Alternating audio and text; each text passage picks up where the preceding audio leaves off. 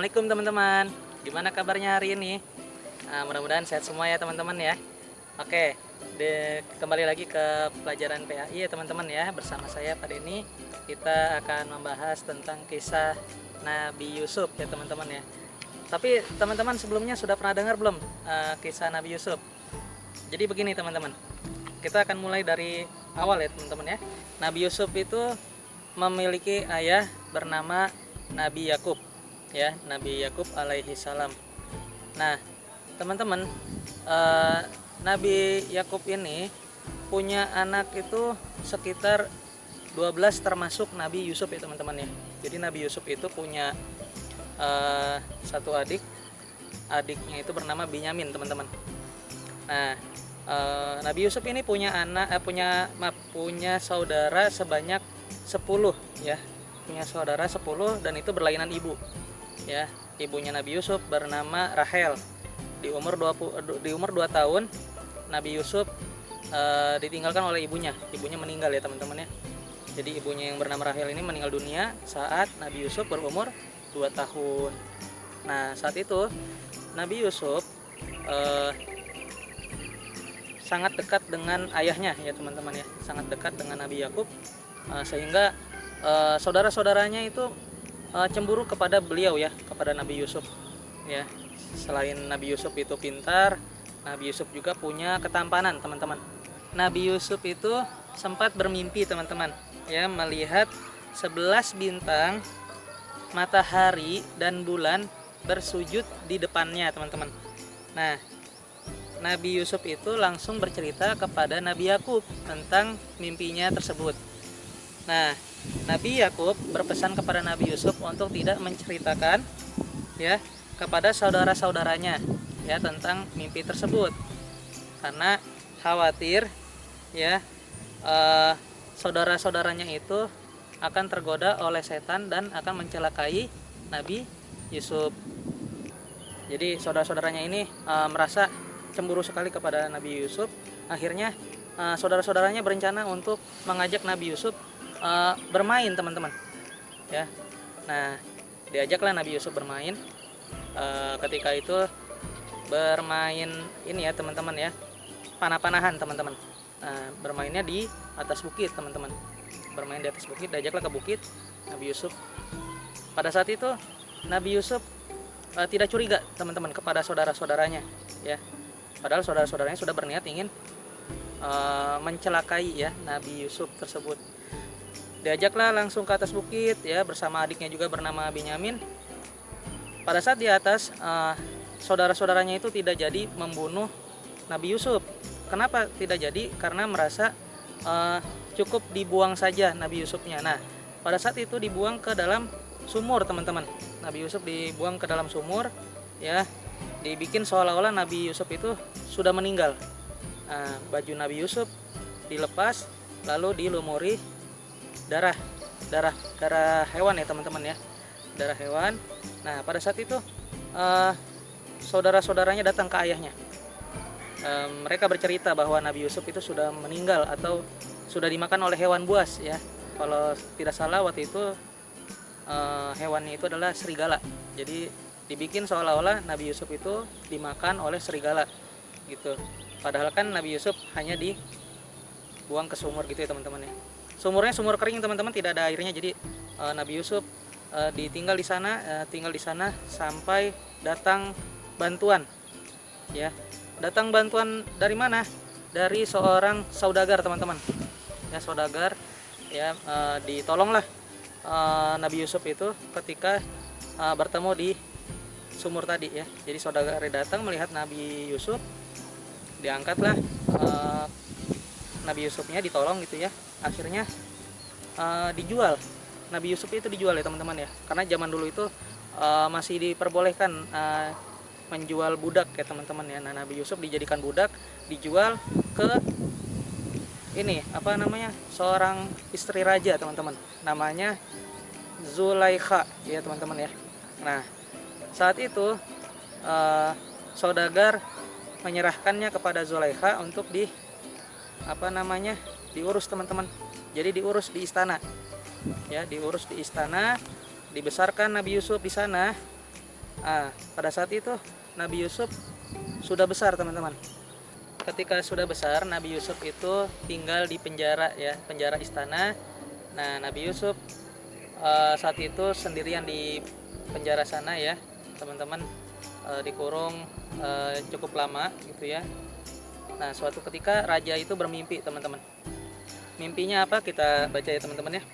Jadi raja itu bermimpi melihat 7 ekor sapi betina yang gemuk dimakan oleh 7 ekor sapi betina yang kurus, dan 7 tangkai gandum yang hijau, dan juga 7 tangkai gandum lainnya yang kering. Ya, raja langsung mengumpulkan semua para penasihat istana untuk menafsirkan mimpi sang raja. Nah, ketika itu tidak ada satupun penasihat raja yang bisa menafsirkan mimpi sang raja. Nah, akhirnya raja masih bingung, tapi ada pelayan di istana yang merasa tahu. Ini ada orang yang bisa menafsirkan mimpi sang raja. Karena waktu itu pelayannya pernah sempat bertemu dengan Nabi Yusuf. Nah, akhirnya dipanggillah Nabi Yusuf ke hadapan sang raja. Bertemulah Nabi Yusuf dengan sang raja. Akhirnya sang raja menceritakan segala mimpinya tadi kepada Nabi Yusuf.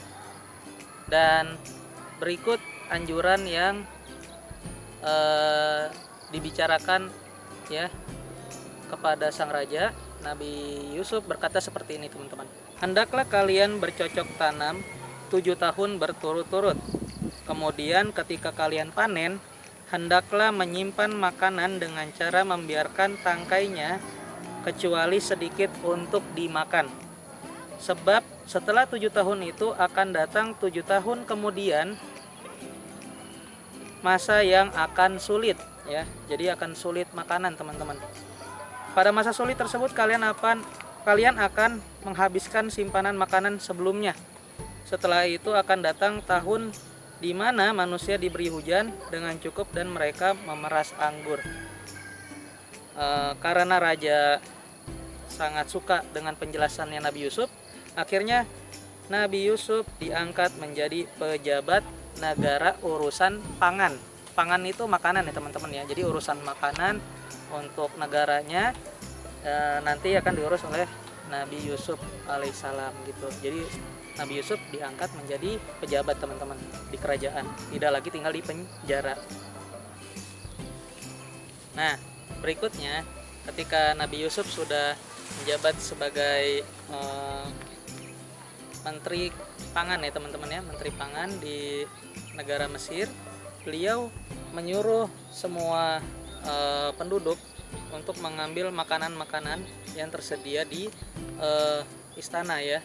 Karena pada saat itu tafsiran Nabi Yusuf benar-benar terjadi, teman-teman. Jadi yang ketika saat itu raja sudah bertanya tentang mimpinya sang raja, akhirnya Nabi Yusuf sudah menafsirkan seperti itu, dan terjadilah benar apa yang ditafsirkan oleh Nabi Yusuf. Nah, pada saat itu kekurangan makanan, teman-teman, tapi di istana banyak makanan. Akhirnya semua penduduk diajak untuk mengambil makanan di gudang istana ya. Nah, ketika itu langsung terlihat ada beberapa orang yang memang Nabi Yusuf kenal. Ya, siapa itu? Itu adalah saudara-saudaranya Nabi Yusuf. Ya, jadi 10 saudara yang waktu itu mencelakai Nabi Yusuf itu datang semua ke istana. Ya, cuman saat itu saudara-saudaranya tidak mengenali Nabi Yusuf, tapi Nabi Yusuf mengenali saudara-saudaranya. Ya, akhirnya Nabi Yusuf bertanya kepada saudara-saudaranya dari mana asalnya dan apa yang dibutuhkan. Nah, saudara-saudaranya bercerita butuh gandum gitu ya. Akhirnya dipersilakanlah ngambil makanan di istana, di gudang istana. Akhirnya dibawa pulanglah gandum-gandum tersebut. Tapi Nabi Yusuf berpesan, jika makanan itu habis, ketika kalian membutuhkannya lagi, tolong ajak adik kalian yang bernama Bunyamin ya. Jadi akhirnya karena memang sudah dipesan seperti itu, akhirnya suatu saat makanan itu habis-habis juga teman-teman. Jadi pas udah diambil dari istana ya kan, karena kebutuhan juga, akhirnya makanan itu habis lagi teman-teman. Dan kembalilah semua saudara-saudaranya barusan ya ke istana lagi untuk meminta gandum lagi ya teman-teman ya, untuk persediaan makanan. Nah pada saat itu mereka ingat pesan Nabi Yusuf. Kalau tidak salah kemarin Nabi Yusuf bilang untuk membawa Bunyamin gitu kan. Akhirnya kakak-kakaknya itu yang 10 orang itu minta izin ke ayahnya Nabi Yakub untuk membawa Bunyamin ke istana. Akhirnya karena memang kebutuhannya itu sangat penting ya untuk makan sehari-hari gitu ya.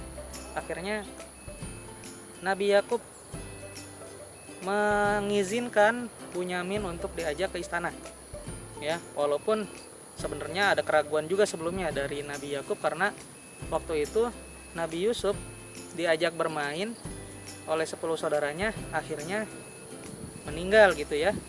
Padahal mah nggak meninggal, tapi kan mengiranya Nabi Yakub itu Nabi Yusuf sudah meninggal, sudah tidak ada gitu. Nah saking sedihnya ya Nabi Yakub memikirkan Nabi Yusuf itu sampai kehilangan penglihatan teman-teman. Buta ya matanya Nabi Yakub itu, buta karena saking sedih ditinggal oleh Nabi Yusuf gitu ya teman-teman ya. Nah kembali lagi saat itu sudah diizinkan, Nabi Yakub mengizinkan Bunyamin untuk ikut. Akhirnya pergilah mereka 10 saudaranya Nabi Yusuf ini dengan Bunyamin, adiknya Nabi Yusuf, ke istana. Nah teman-teman, ketika sudah tiba di istana ya, 10 saudaranya dan juga Bunyamin sudah berangkat dan tiba di istana, mereka ketemu dengan Nabi Yusuf ya. Waktu itu Nabi Yusuf belum bilang kalau yang di depannya itu adalah dirinya ya kepada saudara-saudaranya. Jadi saudaranya masih belum tahu nih kalau menteri tersebut adalah Yusuf gitu ya, menteri yang di istana. Nah kita langsung saja ya teman-teman ya. Nah, ketika itu saudara-saudaranya ya 10 orang ini sedang menumpuk atau mengumpulkan gandum-gandum yang sudah disediakan oleh Nabi Yusuf ya di gudang makanan. Jadi sedang merapikan makanan nih buat dibawa ke Palestina ya teman-teman ya. Palestina itu rumahnya Nabi Yakub ya teman-teman ya, tempat tinggalnya mereka gitu ya. Jadi dari Mesir ke Palestina. Oke, dikumpulkan itu makanan ya, disiapkan dengan baik gitu ya. Nah saat itu Nabi Yusuf mendekati Bunyamin ya teman-teman, mendekati Bunyamin dan berkata, wahai Bunyamin, apa kau kenal aku? Aku ini adalah Yusuf saudaramu, kata gitu ya. Allah telah melindungiku sehingga aku bisa menjadi seperti ini. Nah akhirnya Bunyamin kenal dengan Nabi Yusuf ya. Pada saat itu juga Nabi Yusuf mempunyai rencana ya supaya Bunyamin tetap di istana. Bagaimana caranya? Adalah dengan menyelipkan ya sebuah piala emas ya ke dalam karungnya Bunyamin ya. Dimasukkanlah itu, diselipin ya di dalam karungnya Bunyamin, karung gandumnya Bunyamin ya. Ketika itu kan ada aturan seperti ini teman-teman, tidak boleh ada yang mencuri di istana ya. Nah saat itu semua pengawal raja ini ya yang berada di istana ini, semua pengawalnya itu memeriksa semua barang bawaan yang dibawa oleh 10 saudaranya Nabi Yusuf ya. Karena kan udah pasti kan pas ada peraturan seperti itu, kita memang tidak boleh teman-teman mencuri ya, apalagi di istana seperti itu, hukumannya akan lebih berat. Diperiksalah satu-satu karung-karungnya saudara Nabi Yusuf ini. Dari 1 sampai 10 memang tidak ada yang menyimpan piala emas yang diceritakan oleh sang raja ya teman-teman ya. Akhirnya tidak ada ternyata saat diperiksa di karungnya Bunyamin, adiknya Nabi Yusuf, piala itu ditemukan. Akhirnya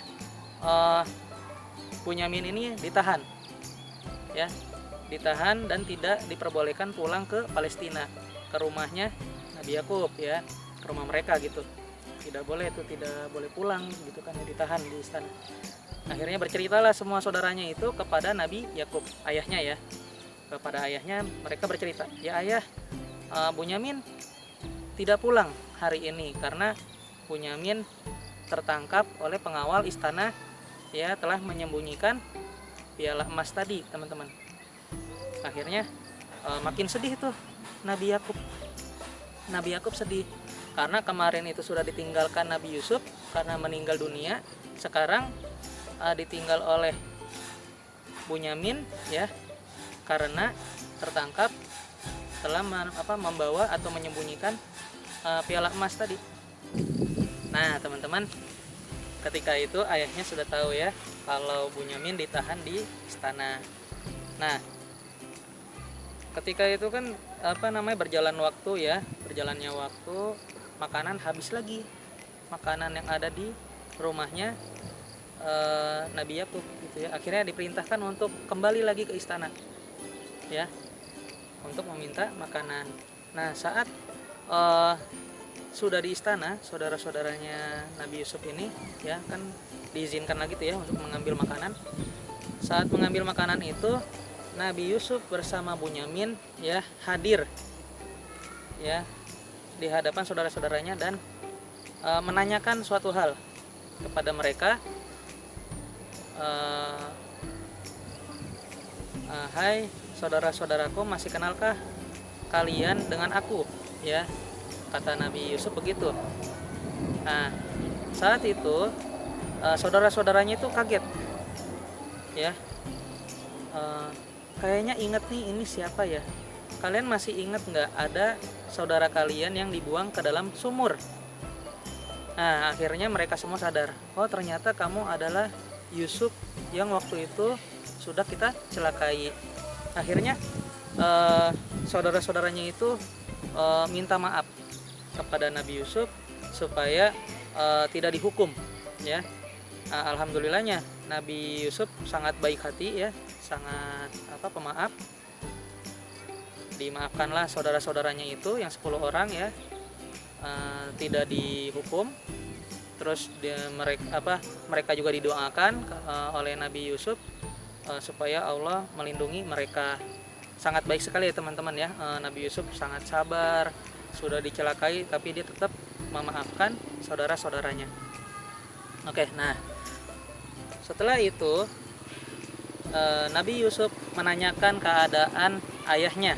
Kondisinya ternyata kan tidak bisa melihat ya teman-teman, ya. Kondisinya Nabi Yakub sudah buta, ya. Akhirnya Nabi Yusuf karena merasa kasihan kepada Nabi Yakub, akhirnya membuka jubahnya, teman-teman, membuka jubahnya dan memohon kepada Allah, ya Allah, tolong sembuhkanlah penyakit ayahku ini, gitu ya. Akhirnya dengan jubahnya itu Nabi Yusuf memberikan ke saudara-saudaranya supaya disampaikan kepada Nabi Yakub, ya. Akhirnya saudara-saudaranya itu kembali pulang, ya,